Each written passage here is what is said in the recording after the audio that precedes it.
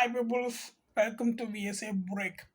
ஆக்சுவலாக இன்றைக்கி பார்த்தீங்க அப்படின்னு இன்றைக்கி செம்ம நியூஸுங்க. ஓகேங்களா? என்ன நியூஸ்னால் தைவானும் சீனாவும் சண்டை போட்டுக்குது. தைவான் எவ்வளோ சின்ன நாடு, ஓகேங்களா? அதில் போய் சீனா சண்டை போடுது. ஓகே, சிறப்பு செய்தி. சீனா தைவானின் வெளிப்புற தீவுகளுக்கு தாக்குதல் நடத்தலாம். அமெரிக்காவின் எதிர்ப்பு மனப்பாங்கை சோதிக்க. ஆக்சுவலாக பார்த்தீங்க அப்படின்னா தைவானுக்கு அமெரிக்கா சப்போர்ட் பண்ணிகிட்ருக்கு. அமெரிக்காவுடைய எனிமிட்டி பவரை சோதிக்கிறதுக்காக சைனா வேணும்னே தைவானை டீஸ் பண்ணுறாங்க அப்படின்னு சொல்லப்படுது. ஓகேங்களா? ஓகே, 29 மே 2025 காலை 8:57 ஆர்மி ரெகனைசேஷன் 2025. அமெரிக்க பாதுகாப்பு உளவு அமைப்பான டிஐஏ கடந்த மே 11, 2025 அன்று வெளியிட்ட தகவலின்படி சீனா தைவானின் வெளிப்புற தீவுகளான கின்மென் மற்றும் மாசு தீவுகளை குறிவைத்து அமெரிக்காவின் தடுப்பு சக்தியை சோதிக்கவும், தைவான் மீது மெல்லிய அழுத்தத்தை வளர்க்கவும் சர்வதேச சட்டத்தை மீறாமல், பார்த்துக்கோங்க, இன்டர்நேஷனல் ரெகுலேஷன்ஸை மீறாமல் பண்ணுறது. ஓகேங்களா?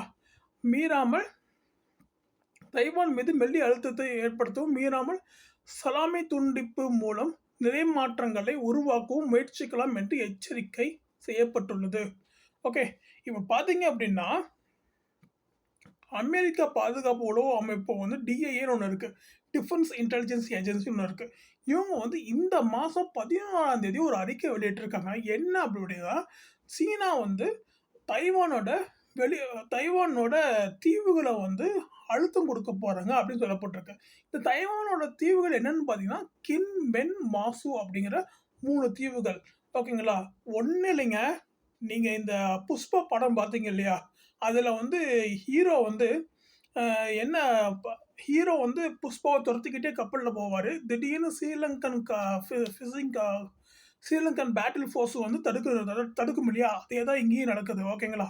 என்ன கான்செப்ட்னா, சீனாவுக்கும் சீனாவில் இருக்கிற ஒரு தீவுக்கும், சீனாவோட கடல் எல்லையில் இருக்கிற தீவுக்கும், தைவான் இருக்கிற இந்த வாட் இஸ் தட் கின், மென், மாசு அப்படிங்கிற தீவுக்கும் எவ்வளோ டிஸ்டன்ஸ் தெரியுமா? 6 கிலோமீட்டர், 6 கிலோமீட்டர் தான். நீங்கள் அங்கே நின்று பார்த்தீங்கன்னா கிளியர் மாய்ஸ்டரில் எந்த ஒரு ஏர் மாய்ஸ்டர் கிளியரன்ஸில் பார்த்தீங்க அப்படின்னா கிட்டவே தெரியும். ஓகேங்களா? அதுதான் இங்கே பிரச்சனை. டிஐஏ 2025 உலகளாவிய அச்சுறுத்தல் மதிப்பீட்டில் குறிப்பிட்டுள்ளதாவது, இந்த தீவுகள் சீனாவின் அடுத்த நடவடிக்கைகளுக்கு மிக மோசமான பாதிப்புக்கு உள்ளடக்கக்கூடியவை. இதில் கப்பல் பயிற்சிகள், பொருளாதார அழுத்தம், தகவல் யுத்தம் மற்றும் கிரே ஜோன் நடவடிக்கைகள் போன்றவை அடங்கும்.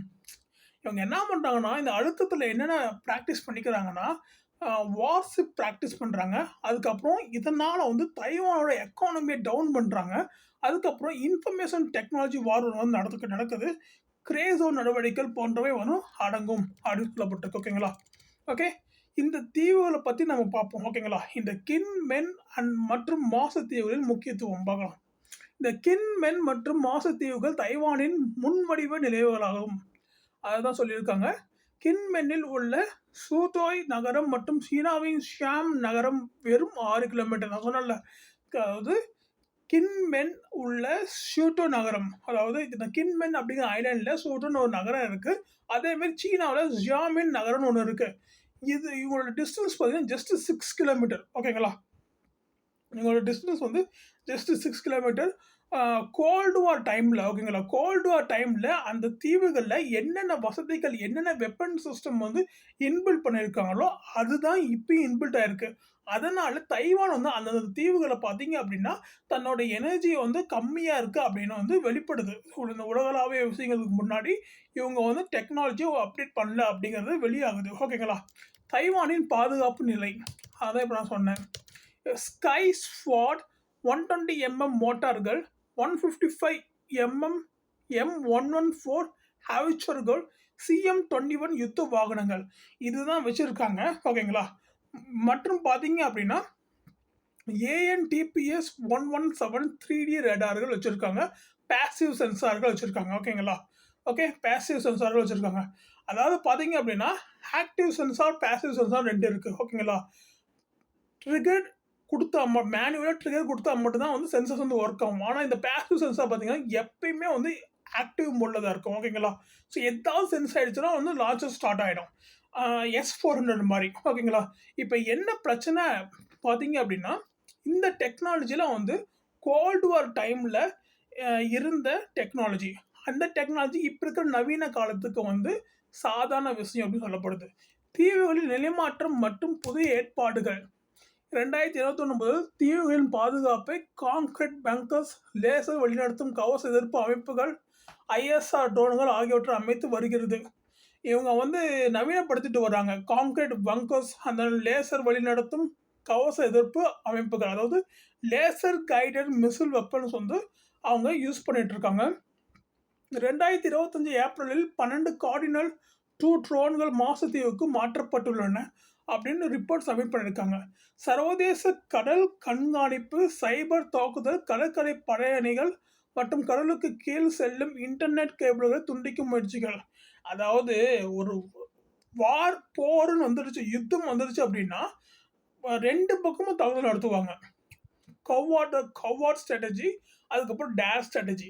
வீரமாகவும் செயல்படுவாங்க, கோழையாகவும் செயல்படுவாங்க. இந்த வீரமாகவும் செயல்படுறது, கோழையாகவும் செயல்படுறது, இது 2 என்ன சொல்றாங்கன்னா ஹைபிரிட் ஸ்ட்ராட்டஜின்னு சொல்றாங்க. ஹைபிரிட் தாட்டுங்கிறாங்க. என்னன்னு பார்த்தீங்க அப்படின்னா, இப்போ வந்து தைவானோட கடலுக்கு அடியில வந்து இன்டர்நெட் கேபிள்ஸ், அந்த இன்ஃபர்மேஷன் டெக்னாலஜி டெலிஃபோன் கேபிள்ஸ்லாம் போகும் இல்லையா? ஃபைபர் ஆப்டிக் கேபிள்ஸ் மூலியமா வந்து இன்டர்நெட் கேபிள்ஸ்லாம் இருக்கும் இல்லையா? இந்த கேபிள்ஸ் வந்து கட் பண்ணி விடுறதுனால தைவானுக்கு ஒரு அழுத்தம் கொடுக்க முடியும். இந்த டைம்ல தைவான் வந்து எப்படி ரியாக்ட் ஆகுது? அமெரிக்கா எப்படி வந்து எதிர்ப்பு தெரிவிக்குது? இதனால அமெரிக்காவோட சென்சிங் வெப்பன்ஸ் வந்து எப்படி இருக்கு? அமெரிக்காவோட பொலிட்டிக்கல் சென்சிங் தியரி வந்து எப்படி இருக்குன்னு சைனா வந்து சோதிச்சு பார்க்குறாங்க. பார்த்துக்கவும் சைனா என்ன பண்ணுறாங்கன்னு. சீனாவின் நடவடிக்கைகள். 2024 ஜனவரி முதல் PLA ஈஸ்டர்ன் தியேட்டர் கமாண்ட் தொடர்ந்து வலையாக்கும் பயிற்சிகளை நடத்தி வருகிறது. இதில் 22வது குழுப்படை, PLA கடற்படை, PLA-N மற்றும் ஏர்போர்ன் படைகள் பங்கேற்கின்றன. இவங்க கப்பல் படையை மட்டும் யூஸ் பண்ணல, ஏர்போர்ன் படைகளும் யூஸ் பண்ணுறாங்க. ஏர்போர்ன் படைகள்னா என்னன்னா, அதாவது நீங்கள் வந்து பார்த்துருப்பீங்க, திமிங்கலம் மாதிரி ஒரு மிகப்பெரிய ஏர்போர்ன் வெஹிக்கிள்ஸ் இருக்கும். ஒரு ஏரோப்ளேன் இருக்கும். ஓகேங்களா? அந்த ஏரோப்ளேனுக்குள்ளே பார்த்தீங்க அப்படின்னா ஒரு 2-3 பீரங்கி டேங்கரை எடுத்துகிட்டு போக முடியும். அந்த அளவுக்கு பெருசாக இருக்கும். அதுவும் இல்லாமல் அதுலேயே ரேடார் சிஸ்டம் இருக்கும். ஓகேங்களா? ஸோ இது வான்வெளி பாதுகாப்பு சம்மந்தப்பட்டது. அதை ஏர்போர்ன் வெஹிக்கிள் சொல்கிறாங்க. இந்த ஏர்போர்ன் வெஹிக்கிள்லாம் வச்சு சீனா வந்து டெஸ்ட் பண்ணிட்டு இருக்காங்க. ஆனால் இப்போ தான் தைவான் வந்து அவங்க தீவுகளே அப்டேட் பண்ணுறாங்க. சமநிலைமை மற்றும் எதிர்கால அபாயம். DIAவின் மதிப்பீட்டின்படி ஒருங்கிணைப்பு பேச்சுவார்த்தை முன்னேறுகிற வரை, சீனாவின் முக்கிய கோடுகள் எதிர்க்கப்படாத வரை, இராணுவ நடவடிக்கையின் செலவு பலனுக்கு மீறானதாக இருக்கும் வரை சீனா முழுமையான தாக்குதலை தாமதமாக்கும் வாய்ப்பு அதிகம். ஓகேங்களா? இவங்க என்ன சொல்கிறாங்கன்னா, பேச்சுவார்த்தையும் தைவான்ட்டு எதிர்பார்க்குறாங்க. சீனாவின் முக்கிய கோடுகள், சீனாவோட கிராஸ் லைன் பார்டரை தாண்டக்கூடாது. அது இல்லாமல் இராணுவ நடவடிக்கைகள், மிலிட்ரியோட எக்ஸ்பெண்டிச்சர்ஸ் இருக்குல்ல, மிலிட்ரி எக்ஸ்பெண்டிச்சர், அவங்களுக்குன்னு வந்து ஒரு கணக்கு இருக்கும். இப்போ பார்த்தீங்க அப்படின்னா, ஒரு வெப்பன் வாங்குறதுல வந்து ஃபினான்ஸ் மினிஸ்டருக்கு ரூல் இருக்குது. 3000 கோடிக்கு கம்மியாக இருந்தால் வெப்பன்ஸ் வாங்கலாம். அதுக்கு அதிகமாக இருந்துச்சுன்னா பாராளுமன்றத்தில் வந்து பர்மிஷன் வாங்கணும். இது மாதிரி சீனாவில் வந்து டார்ச்சர் பண்ணுறதுக்கு, பக்கத்தில் இருக்கிற அண்டை நாடுகளை டார்ச்சர் பண்ணுறதுக்குன்னு அவங்க வந்து பணம் ஒதுக்கி வச்சுருக்காங்க. ஓகேங்களா? அந்த பணம் பார்டரை மீறாத வரை சீனா வந்து அழுத்தம் கொடுக்காது அப்படின்னு சொல்கிறாங்க. ஓப்பனாக சொல்கிறாங்க. சர்வதேச நாடுகள் ஓப்பனாக சொல்லுது. சீனாட்ட பணம் வந்து இருக்கப்பா, அந்த ஒரு பார்டர் வச்சுருக்காங்க, பவுண்ட்ரி வச்சுருக்காங்க. அந்த பவுண்ட்ரிக்குள்ளே தான் த்ரெட்டு கொடுப்பாங்க அப்படின்னு. தைவானின் பாதுகாப்பு சவால். தைவான் கடுமையான இராணுவ மற்றும் உளவுத்துறை அழுத்தத்தின் மத்தியில் தீவுகளை மீண்டும் முழுமையாக இராணுவப்படுத்தாமல் பாதுகாப்பு நிலையை வலுப்படுத்த முற்பட்டுள்ளது. இந்த சமநிலை, சீனாவின் ஆக்கிரமிப்பு நோக்கம், தைவானின் உறுதி, அமெரிக்காவின் தெளிவற்ற தடுப்பு நிலைமை ஆகியவற்றின் இடையே நுணுக்கமான சமநிலையில் அமையப்பட்டிருக்கிறது. முடிச்சிட்டாங்க. ஓகேங்களா? என்னன்னா, சீனா அச்சுறுத்தல் கொடுக்கறதுக்குன்னு ஒரு குறிப்பிட்ட அமௌண்ட்டை ஒதுக்கி வச்சுருக்காங்க.